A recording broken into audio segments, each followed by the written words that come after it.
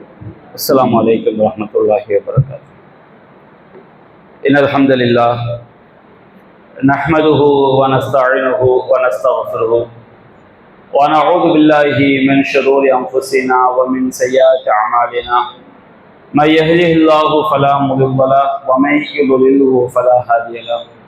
وأشهد أن لا إله إلا الله وحده لا شريك له وأشهد أن محمدا عبده ورسوله. أما بعد. أعوذ بالله من الشيطان الرجيم. بسم الله الرحمن الرحيم. والعاديات ضبحا فالموريات قدحا فالمغيرات صبحا فأثرن به نقعا فوسطن به جمعا. إن الإنسان لربه لكنود وإنه على ذلك لشهيد وإنه لحب الخير لشديد. أفلا يعلم إذا بعثر ما في القبور وحصل ما في الصدور إن ربهم بهم يومئذ لخبير. அன்பிற்குரிய சகோதரர்களே, நாம் இன்றைய இந்த திருக்குரான் விளக்க உரை வகுப்பிலே திருமறை குரானின் 100வது அத்தியாயமாக இடம்பெற்றிருக்கக்கூடிய சூரத்துல் ஆதியாத் என்ற அத்தியாயத்தின் விளக்க உரையை பார்க்க இருக்கின்றோம். இந்த சூறாவிலே, இந்த அத்தியாயத்திலே 11 வசனங்கள் இடம்பெற்றிருக்கிறது. என்னுடைய முதலாவது வசனம் வல் ஆதியாத் என்று துவங்கக்கூடிய காரணத்தினால் இந்த அத்தியாயத்திற்கு அல் ஆதியாத் என்று பெயரிடப்பட்டிருக்கிறது. அல்லாஹ் ரப்புல் ஆலமீன் இந்த அத்தியாயத்திலே முதல் 5 வசனங்களில் சத்தியமிட்டு கூறி 6வது வசனத்திலே எதன் மீது எதற்காக அல்லாஹ் சத்தியம் செய்தான் என்பதை பற்றி அல்லாஹ் குறிப்பிடுகின்றான். அல்லாஹ் ரப்புல் ஆலமீன் கூறுகின்றான், பிஸ்மில்லாஹிர் ரஹ்மானிர் ரஹீம்.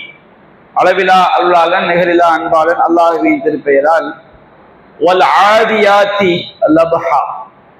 ஆதியாத் என்று சொன்னால் அல்லாஹ் ரப்புல் ஆலமீன் இங்க வர்ணனையை அல்லாஹ் சொல்லி காட்டுகிறான்.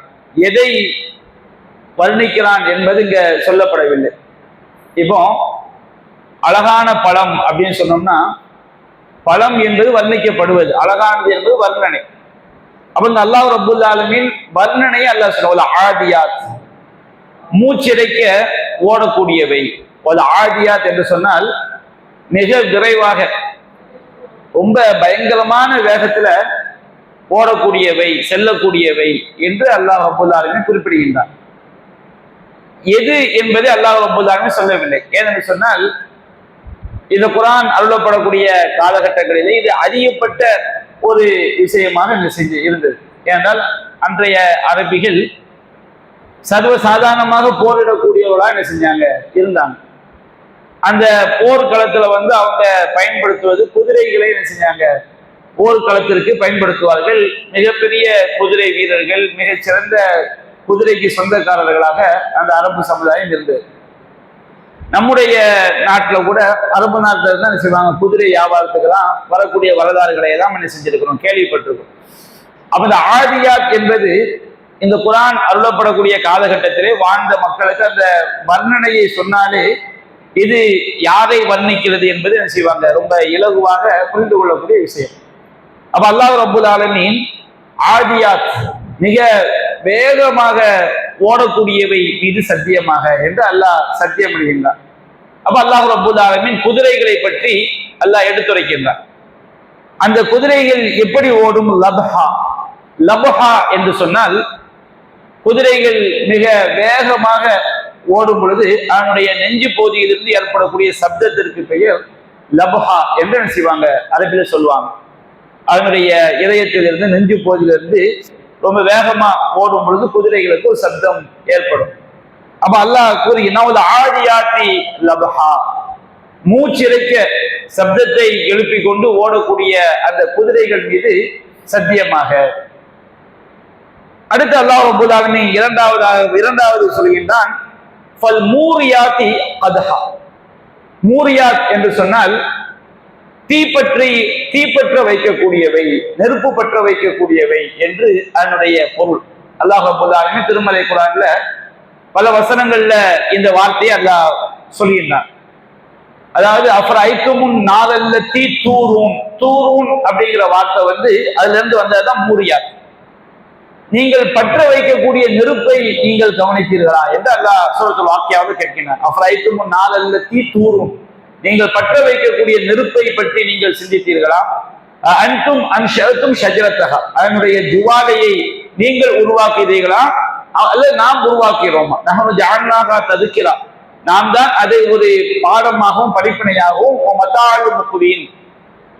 மக்களுக்கு பயனளிக்கக்கூடியதாகவும் ஆக்கினோம் என்று அல்லாஹ் குறிப்பிடுகின்றார். அப்ப அந்த இடத்துல அல்லாஹ் சொல்லக்கூடிய வார்த்தை தூரூன். தூரூன் சொன்னோம்னா நெருப்பை பற்ற வைப்பது. அப்ப இந்த குதிரைகளுக்கு மூரியாத் என்று அல்லாஹ் குறிப்பிடுகின்றான், பற்ற வைக்கக்கூடியவை. ஏன்னு சொன்னோம்னா அந்த குதிரைகள் மிக வேகமாக செல்வதற்கு அந்த குதிரைகளுடைய அந்த பாதம் இருக்கு பாருங்க, அதுல லாட கட்டுவாங்க. ஆணைகளை வைத்து அடித்து என்ன செய்வாங்க, ஒரு இரும்பு பட்டையை அதுல வைப்பாங்க. அப்ப அந்த குதிரைகள் மிக வேகமாக அது செல்லும் பொழுது அந்த இரும்பு அந்த லாடம் கற்களோடு அல்லது உறுதியான தரைகள்ல மோதும் பொழுது தீப்பொறி என்ன செய்யும், பறக்கும். ரெண்டு கற்களை சேர்த்து வைத்து அடிக்கும் பொழுது எப்படி தீப்பொறி பறக்குமோ, அது மாதிரி சுத்தியலை வச்சு கல்ல உடைக்கும் பொழுது எப்படி தீப்பொறி பறக்குமோ, அது மாதிரி அந்த குதிரைகள் செல்லக்கூடிய வேகத்துல என்ன நடக்கும்னு சொன்னோம்னா, அந்த குதிரைகள் நல்ல கல் தரைகள்ல அது அடித்து செல்லும் பொழுது தீப்பொறி என்ன செய்யும், கிளம்பும். அப்ப அல்லாஹ் அதிலும் போர்க்களத்திற்கு செல்லக்கூடிய குதிரைகளை பற்றி அல்லாஹ் பேசுகின்றான். ஆதியாத் என்று சொன்னால் மிக வேகமாக மூச்சு அடைக்கக்கூடிய சப்தத்தோடு ரொம்ப வேகமாக செல்லக்கூடிய குதிரைகள், போர்க்களத்திற்கு அது பாய்ந்து செல்லும். அவைகள் தீ பொறியை கிளப்பி விடக்கூடியது சத்தியமாக குதிரையுடைய மற்றொரு வர்ணனை. அந்த குதிரைகள் எதிரி படையை நோக்கியோ அல்லது எதிரி நாட்டை நோக்கியோ வேகமாக அந்த குதிரை வீரர்கள் அதை செலுத்தும் போது அது செல்லக்கூடிய வேகம் எப்படி இருக்குன்னு சொன்னோம்னா, அதனுடைய உறுதியான கால்களால் அது ஒரு கற்கள் நிறைந்த இடத்தையோ அல்லது உறுதியான தரையில் அடித்து செல்லும் பொழுது தீப்பொறிகளை அந்த குதிரை என்ன செய்கிறது, கிளப்புகிறது. அப்போ மூரியாத்து கதஹா, அந்த தீப்பொறிகளை கிளப்பக்கூடியவைகள் மீது, நெருப்பை பற்ற வைக்கக்கூடியவைகள் மீது சத்தியமாக அந்த குதிரை எவ்வளவு வலிமையானது என்பதை அல்லாஹ் ரப்பல் ஆலமீன் குறிப்பிடுகின்றார். அடுத்து அல்லாஹ் கூறுகின்றான், பொதுவாக அந்த குதிரை தீப்பொறி பறக்குதுன்னு வச்சுக்கிறீங்க. பகல் நேரத்துல எவ்வளவு வேகமாக செலுத்தினாலும் அந்த தீப்பொறி கண்ணுக்கு தெரியாது. அந்த தீப்பொறி எப்போ கண்ணுக்கு தெரியும், இரவு நேரத்துல, அதிகாலை நேரத்துல ஒரு நாட்டின் மீது போர் தொடுக்கணும்னு சொன்னோம்னா, நபிகள் நாயகம் ஸல்லல்லாஹு அலைஹி வஸல்லம் அவர்கள் பெரும்பாலும் ஒரு எதிரி நாட்டிற்கு படையெடுத்து சென்றாங்கன்னா அதிகாலை நேரத்துல தான் செய்வாங்க, அவங்க தாக்குதல் தொடுப்பாங்க. நல்ல விஷயத்துக்கு போர் தொடுக்கக்கூடியவங்க இருப்பாங்க, கெட்ட விஷயத்துக்கு போர் தொடுக்கக்கூடியவங்க என்ன செய்வாங்க, இருப்பாங்க. அப்ப அந்த இரவு நேரங்கள்ல அதிகாலை நேரத்துல போய் தாக்குதல் தொடுக்கணும்னா இரவு நேரத்துல செய்வாங்க, குதிரை ரொம்ப வேகமாக செலுத்துவார்கள்.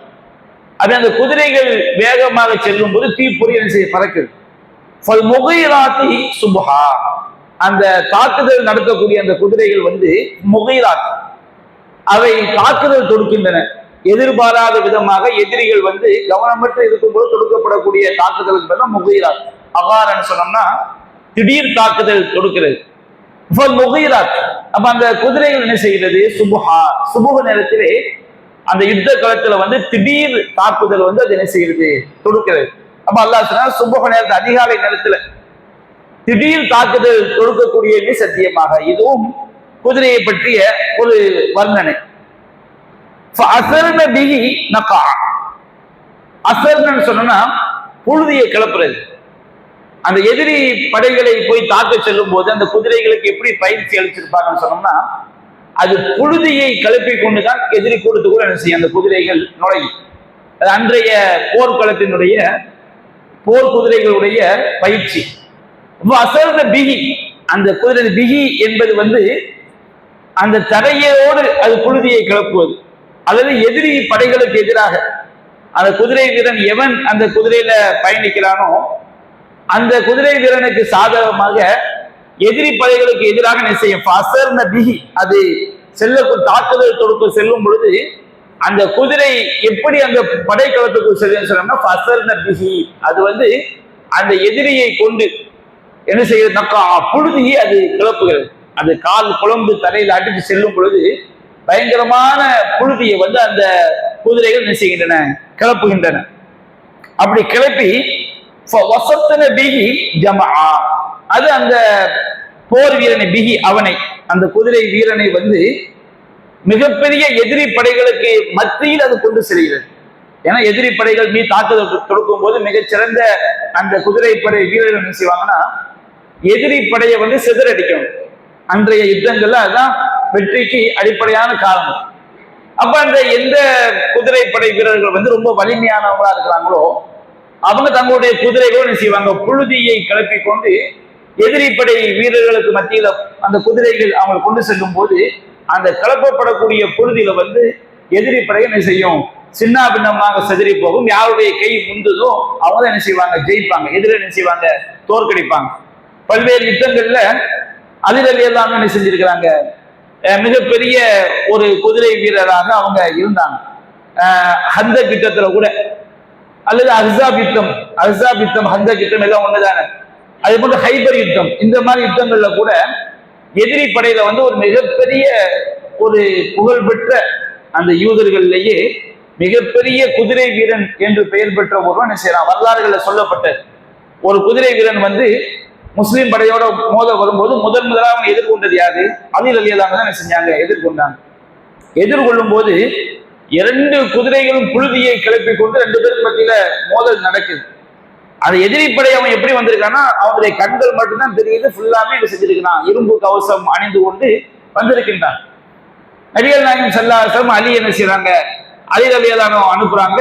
அந்த புழுதியில வந்து அல்லாஹ் அக்பர் ஒரு சத்தம் தான் கேட்குது. அப்பதான் தெரியுது எதிரி என்ன செஞ்சுட்டான், விழுந்துட்டான்னு சொல்லி. அப்ப அந்த மாதிரி குதிரை வீரன் வந்து அவனுடைய வெற்றியில் எதிரிகளை வந்து போர்க்களத்துல திணறடிப்பதில் அன்றைய முக்கிய பங்கு எதிர இருக்குது, குதிரைக்கு முக்கியமான பங்கு என்ன செய்து இருக்குது. அப்ப அந்த குதிரை என்ன செய்யும், அந்த எதிரிகளோடு சேர்ந்து அது மிகப்பெரிய புழுதிகளை அது கிளப்புகிறது. அந்த குதிரைகள் வந்து வசத்தன பிகி அந்த புழுதியோடு மிகப்பெரிய எதிரி படைக்குள் நுழைந்து அது மத்திய பகுதியை சென்று எதிரி படைகளை என்ன செய்கிறது, சின்ன பின்னமாக்குகிறது. பயங்கரமான புழுதியை கிளம்பும் போது அங்க அந்த குதிரை வீரன் மேல இருக்கக்கூடிய வீரன் வந்து யார் வந்து ரொம்ப வேகமாக செயல்படுகிறானோ அவன் என்ன செய்வான், வெற்றியை வந்து பெற்றுக்கொள்வான். அதற்கு அடிப்படையான காரணமாக எது இருக்கிறது, குதிரைகள் வந்து அதுக்கு ஒரு முக்கியமான காரணமா இருக்கு. நபிகள் நாயகம் ஸல்லல்லாஹு அலைஹி வஸல்லம் வந்து பத்ர் யுத்தத்துக்கு போகும்போது அவங்களோட குதிரைப்படையே கிடையாது, மொத்தமே 2 குதிரைப்படை வீரர்கள் தான் என்ன செஞ்சாங்க, குதிரை வீரர்கள் தான் இருந்தாங்க.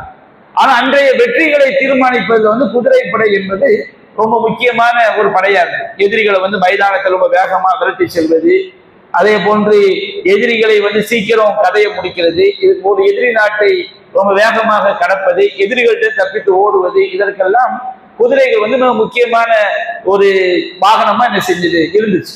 நபிகள் நாயகம் ஸல்லல்லாஹு அலைஹி வஸல்லம் கூட குதிரைகள்ல வந்து அல்லாஹ் ஏராளமான பரக்கத் வைத்திருக்கின்றான் அப்படின்னு செஞ்சிருக்காங்க, சொல்லி இருக்கிறாங்க. நம்முடைய மார்க்கத்துல கூட அடிமைக்கும் ஒருவனுடைய போர் குதிரைக்கும் சக்காத்து கிடையாது நபிகள் என்ன செஞ்சிருக்கிறாங்க, சொல்லி இருக்கிறாங்க.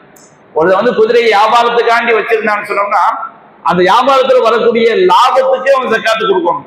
ஆனா குதிரை போர் வைத்திருக்கக்கூடிய போர் குதிரைக்கு ஒருவனுடைய அடிமைக்கு சக்காத்து உண்டுமானா கிடையாது. அப்போ அந்த குதிரைகள் வந்து ஒரு நாட்டினுடைய வெற்றியை, ஒரு நாட்டினுடைய வலிமையை அது தீர்மானிப்பதில் வந்து முக்கிய ஒரு பங்கு என்ன செய்து குதிரைகளுக்கு இருக்குது. அது நபிகள் நாயகம் ஸல்லல்லாஹு அலைஹி வஸல்லம் அவங்க ஒரு ஹதீஸ்ல அவங்க குறிப்பிடுறாங்க, குதிரை என்பது அது மறுமை நாள்ல 3 விதமாக அந்த குதிரைகள் ஒருவனுக்கு இருக்கும். ஒருவனுக்கு அந்த குதிரைகள் பாவச் சுமையாக இருக்கும், ஒருவனுக்கு வந்து அந்த குதிரைகள் நரகத்தை ஒன்று தடுக்கக்கூடிய திரையாக இருக்கும், இன்னொருவனுக்கு வந்து அந்த குதிரைகள் வந்து ஏராளமான நன்மைகளை அள்ளி கொடுக்கக்கூடியவையா இருக்கும். யாருக்கு அந்த குதிரைகள் பாவச் சுமையாக இருக்கும், எவர்கள் வந்து இஸ்லாத்துக்கு எதிராக அநியாயத்துக்கு ஆதரவாக போர் செய்வதற்கு அந்த குதிரையை பயன்படுத்துறாங்களோ அவங்களுக்கு அந்த குதிரைகள் வந்து பாவச் சுமையாக என்ன செய்யும் இருக்கும். யாருக்கு வந்து அந்த குதிரைகள் நரகத்தோடு தடுக்கக்கூடிய திரையாக இருக்கும்? நபிகள் நாயகம் சொல்லி காட்டுறாங்க, ஒருவன் அவனுக்குரிய குதிரை, ஆனா அந்த குதிரையில இருந்து அல்லாஹ்வுடைய மார்க்கத்துக்கு செய்ய வேண்டிய கடமை அவன் என்ன செய்யறான். அந்த குதிரையை பயன்படுத்தி அவன் யுத்தத்திற்கு செல்கிறான், இஸ்லாமிய நாட்டை பாதுகாப்பதற்குரிய கடமைகள் செய்யலாம். அப்ப அவனுக்கு வந்து அந்த குதிரை வந்து நரகத்தையும் தடுக்கக்கூடிய ஒரு திரையாக இருக்கும். இன்னொருவனுக்கு அந்த குதிரை வந்து ஏராளமான நன்மைகளை வாரி வழங்கக்கூடியதா இருக்கும். தன்னுடைய குதிரைகளை வந்து இஸ்லாமிய மார்க்கத்துக்காகவே அர்ப்பணிச்சு அந்த குதிரையை இஸ்லாத்தை பாதுகாப்பதற்காக, சத்திய கொள்கையை மேலோங்க செய்வதற்காக, போரிடுவதற்காகவே அந்த குதிரைகளுக்கு நல்ல உணவு கொடுத்து அதை பராமரித்து ஒருவன் வளர்க்கும் போது நபிகள் நாயகம் ஸல்லல்லாஹு அலைஹி வஸல்லம் குதிரைகள் கடிக்கக்கூடிய ஒவ்வொரு புல்லுக்கும், அது கழிக்கக்கூடிய சிறுநீரா இருந்தாலும் சரி, அது போடக்கூடிய விட்டைகளா இருந்தாலும் சரி, அது எடுத்து வைக்கக்கூடிய ஒவ்வொரு எட்டா இருந்தாலும் சரி, அந்த குதிரையை வந்து அவன் கட்டி வைக்கிறது ஒரு பெரிய கயிறை வச்சு அந்த குதிரையை கட்டி வைக்கிறான். அது எவ்வளவு பரப்புல மேயுதோ, அது எவ்வளவு புல்ல கடிக்குதோ அந்த அளவுக்கு அல்லாஹ் நன்மையை கொடுக்கின்றான். அது ஒரு ஆத்துல போய் தண்ணி குடிச்சா கூட எவ்வளவு தண்ணி குடிச்சது அந்த அளவுக்கு அல்லாஹ் நன்மையை கொடுக்குறான். குதிரை போடக்கூடிய அந்த விட்டைகள், அதனுடைய சாணம், அது கடிக்கக்கூடிய புல்லு, அது குடிக்கக்கூடிய தண்ணீர், அது எடுத்து வைக்கக்கூடிய ஒவ்வொரு எட்டு, எல்லா எட்டுக்கும் அல்லாஹ் என்ன செய்யறான்? நன்மையை கொடுக்குறான். ஏன்னு சொன்னோம்னா அவன் அந்த குதிரையை வந்து என்ன செய்கின்றான்? அல்லாஹ்வுடைய மார்க்கத்துக்காக, இஸ்லாமிய சமுதாயத்தை பாதுகாப்பதற்காக அவன் என்ன செய்திருக்கின்றான்? அதை தயார்படுத்தி வைத்திருக்கின்றான் அப்படிங்கிறத நம்ம என்ன செய்யறோம் பார்க்கணும். அப்போ குதிரைகள் அன்றைய காலத்துல, இன்றைய காலத்துலதான் ஏவுகணைகள் எல்லாமே போர் ஆயுதங்களா இருக்கு.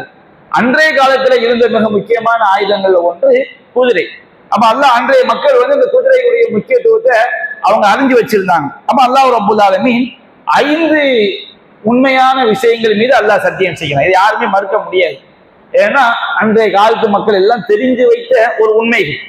அப்போது ஆதியாத்தி லப்ஹா, மிக வேகமாக மூச்சிறைக்கக்கூடிய சத்தத்தை எழுப்பிக் கொண்டு மிக விரைந்து செல்லக்கூடிய குதிரைகள் மீது சத்தியமாக, ஃபல் மூரியாத்தி அத்ஹா, தீப்பொறியை கிளப்பக்கூடியவற்றின் மீது சத்தியமாக, ஃபல் முகைராத்தி சுபஹா, அதிகாலை நேரத்திலே திடீர் தாக்குதல் தொடுக்கக்கூடியவைகள் மீது சத்தியமாக, ஃபஅஸர்ன பிஹி நகஆ, அது தன்னுடைய கால் குழம்பின் மூலமாக, அதாவது எதிரி படைகளுக்கு முன்பாக அந்த புழுதியை கிளப்பக்கூடிய அந்த குதிரைகள் மீது சத்தியமாக,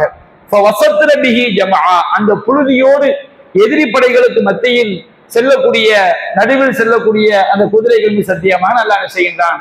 மிகச்சிறந்த போர் குதிரைகள் மீது சத்தியம் செய்து எதை அல்லாஹ் சொல்ல வருகின்றான்? அல்லாஹ் கூறுகின்றான், இன்னல் இன்சான லிரப்பிஹி லகனூத், நிச்சயமாக மனிதன் என்று சொன்னால் ஒட்டுமொத்த மனித சமுதாயமும் லிரப்பிஹி, தன்னுடைய இறைவனுக்கு லகனூத், நன்றி கெட்டவர்களாக இருக்கிறார்கள். நன்றி கெட்டவர்கள் அப்படின்னு சொன்னோம்னா அல்லாஹ்வுடைய நிஅமத்துகளை என்ன செய்யறது? மறுக்கிறது, இறைவனுக்கு எதிரான பாவங்களும் செய்யறது.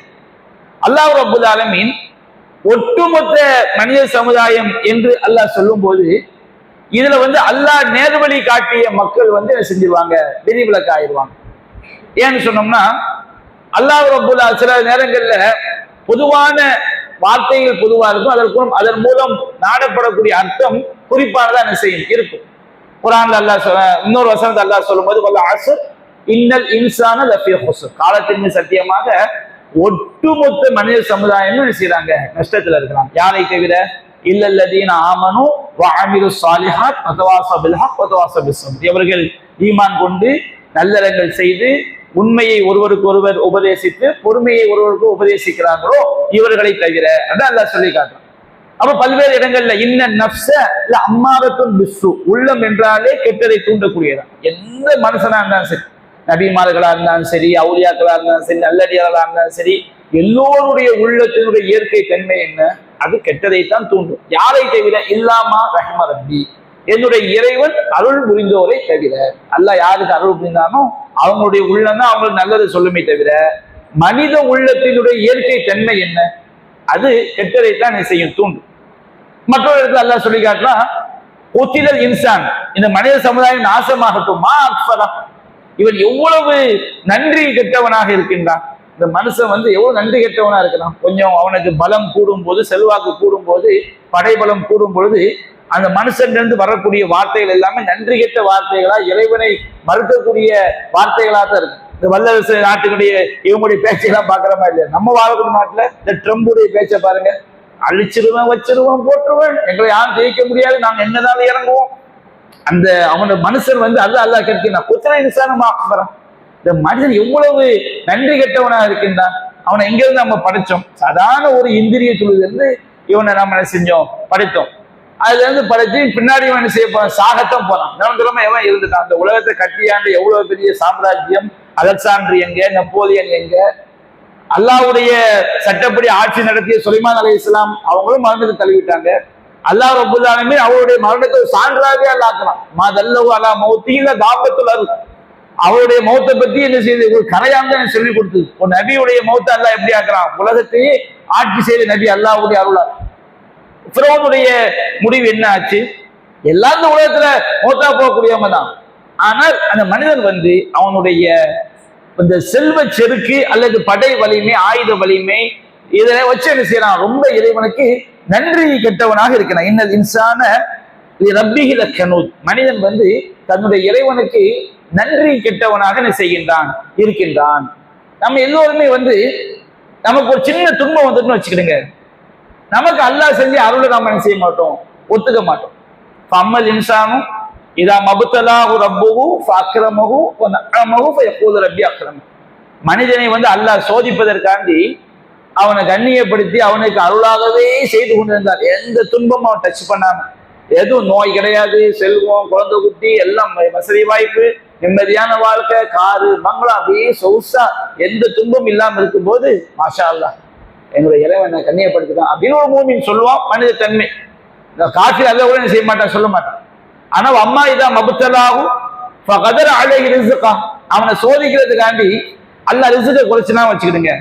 ஃபயகூலு ரப்பி அஹானன், என்னோட இறைவன் வந்து என்ன செஞ்சிட்டான்?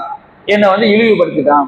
சாதாரணமா ஒரு மனுஷங்களை எடுத்துக்கிறீங்களேன், நமக்கு ஒரு யார்கிட்ட தான் என்னங்க வியாபாரம் எப்படி போகுது? அல்லாஹ் வந்து நிறைய நிலைமை செஞ்சிருப்பான். மனிதனுடைய பொதுவான தப்பியத்து, எல்லாருடைய தப்பியத்து என்ன? வியாபாரம் எப்படிங்க போகுது அப்படின்னு. மாஷா அல்லாஹ், அல்லாஹ் நல்லபடியா தந்திருக்கிறான். அப்படி வந்து பேசக்கூடியது ரொம்ப கம்மி தான். என்னங்க உடம்பு சொல்லணும் எப்படி இருக்கு அப்படின்னு.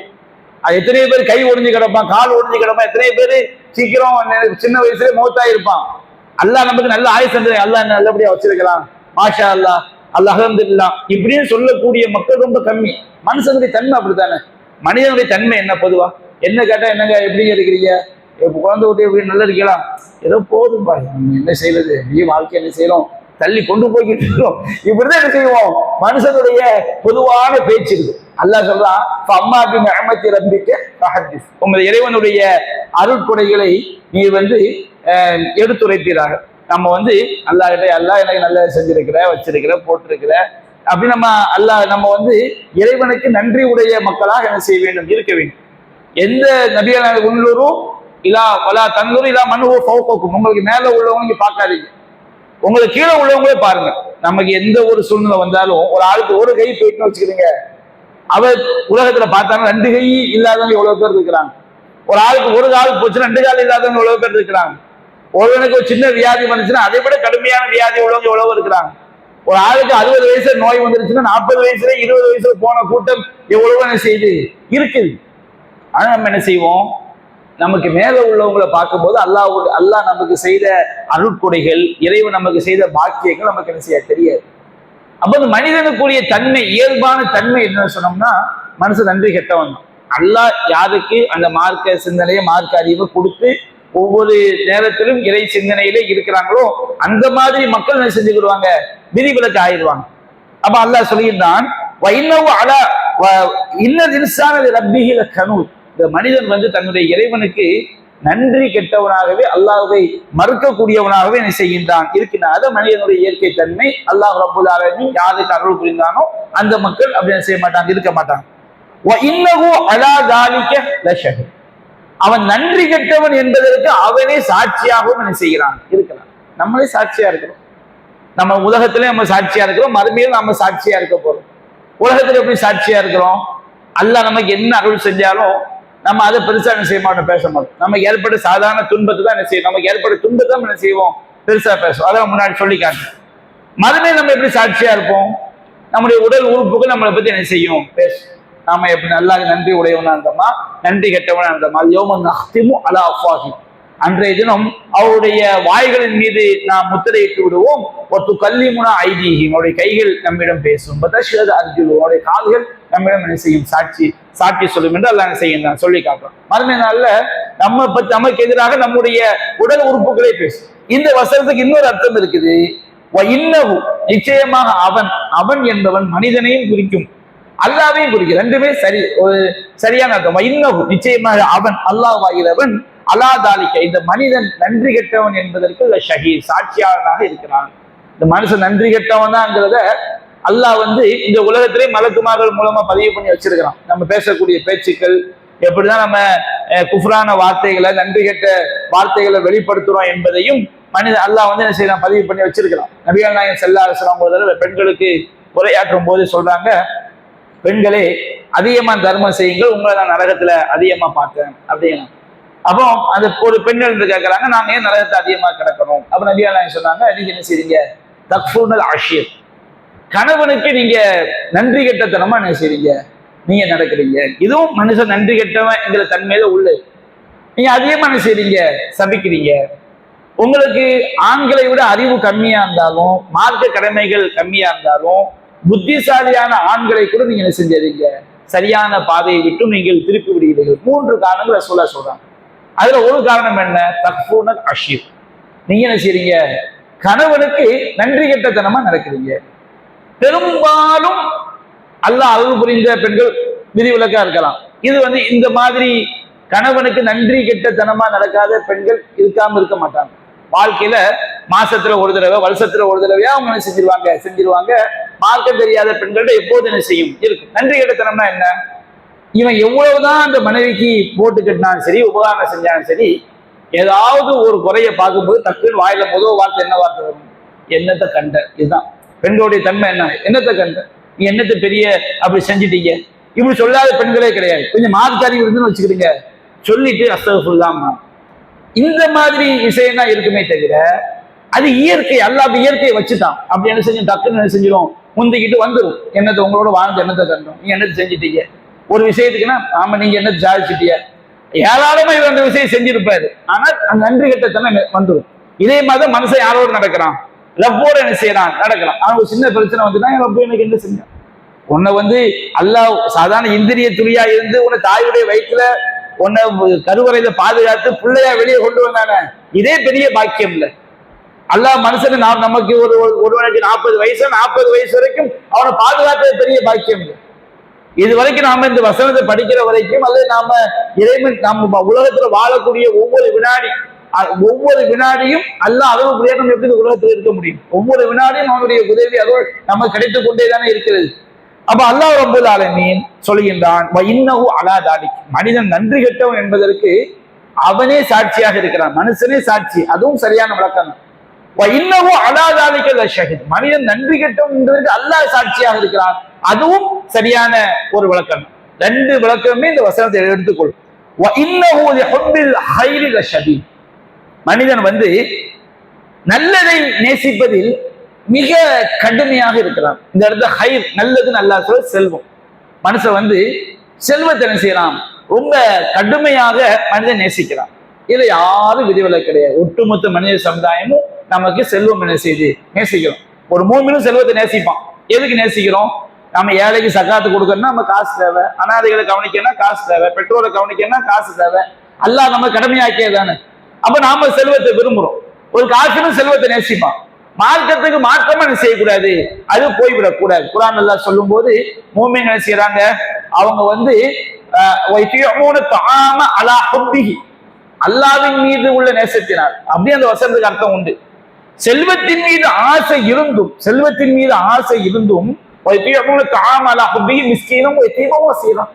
ஏழைகளுக்கும் அனாதைகளுக்கும் கைதிகளுக்கும் செலவு செய்யறாங்க.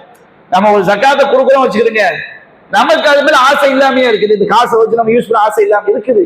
ரொம்ப கொடுக்க சொல்லியிருக்கிறான், நான் கொடுக்குறேன். அந்த ஒரு பயத்துல என்ன செய்யறோம்? ஏழைகளுக்கு அனாதைகளுக்கு மற்றவங்களுக்கு நம்ம ஹெல்ப் பண்றோம். அது அல்லாஹ்வின் மீது உள்ள நேசத்தினா நான் கொடுக்குறாங்க. 2 அர்த்தமே சரியான ஒரு அர்த்தம் தான். அப்ப மனிதனுக்கு அல்லாஹ் ரப்பல் ஆலமீன் செல்வத்தை நேசிப்பதை அல்லாஹ் நேசிச்சிருக்கிறான். அவனுக்கு இயற்கையாக லாக்கி இருக்கிறான். இன்னஹு லிஹுப்பில் கைர் ஷதீத். அல்லாஹ் மனிதன் செல்வத்தை நேசிப்பதில் ரொம்ப கடுமையாக இருக்கிறான். எப்போது இப்ப அது மாலி மாலி நபியா சொல்ல அந்த மனிதன் வந்து என்னுடைய செல்வம் என்கிறான். உன்னுடைய செல்வம் என்னப்பா இருக்குது அப்படின்னு அல்லாஹ் என்ன செய்ய நபியா சொல்லுங்க, நீ உண்டு கழித்தது உடித்து கிழித்தது கொடுத்து மகிழ்ந்ததை தவிர உன்னுடைய செல்வம் என்ன இருக்குது? அப்ப இந்த வசனத்துல வந்து அல்லாஹ் ரப்புல் ஆலமீன் 5 சத்தியம் செய்து ஒரு ஆதியாத்து லபஹா மூச்சரைக்க ஓடக்கூடிய குதிரைகள் மீது சத்தியம் செய்து மூரியாத்து கத்ஹா தீப்பொறியை கிளப்பக்கூடிய அந்த குதிரைகள் மீது முகைராத்து சுபஹா அதிகாலை நேரத்திலே திடீர் தாக்குதல் தொடுக்கக்கூடிய குதிரைகள் மீது சத்தியமாக அந்த குதிரைகள் அதன் மூலமாக அந்த திடீர் தாக்குதல் தொடுக்கும் போது புழுதியை கலப்பக்கூடிய குதிரைகள் மீது சத்தியமாக அந்த புழுதியோடு எதிரி கூட்டத்திற்கு மத்தியிலே செல்லக்கூடிய சத்தியமான அல்லாஹ் ஒரு 5-6 சத்தியங்களை அல்லாஹ் 1 2 3 சத்தியங்களை அல்லாஹ் செய்து 5 சத்தியங்களை அல்லாஹ் செஞ்சு மனிதன் நன்றி கெட்டவனாக இருக்கிறான், அவன் நன்றி கெட்டவன் என்பதற்கு அவனே சாட்சியாக இருக்கிறான் என்று அல்லாஹ் சொல்லிவிட்டு 8வது வசனத்துல மனிதன் செல்வத்தை நேசிப்பதில் ரொம்ப கடுமையானவனாக அதிகம் நேசிக்கக்கூடியவனாக இருக்கிறான் என்று அல்லாஹ் அடுத்த சில விஷயங்களை அல்லாஹ் குறிப்பிடுகிறான். அதை நம்ம கொஞ்சம் விரிவாக பார்க்க வேண்டிய விஷயங்கள், நம்ம குறிப்பிட்ட நேரத்தில் முடிச்சிடலாம் பார்த்தா கொஞ்சம் விரிவாக சொல்ல வேண்டிய விஷயங்களா இருக்கிறதுனால இன்ஷா அல்லாஹ் செய்வோம். இதனுடைய தொடர்ச்சியை நாம் அடுத்த வாரம் விரிவாக காண்போம். வாஹ தஅவானா அல்ஹம்துலில்லாஹி சுப்ஹானல்லாஹி வ பிஹம்திஹி அஷ்ஹது அல்லா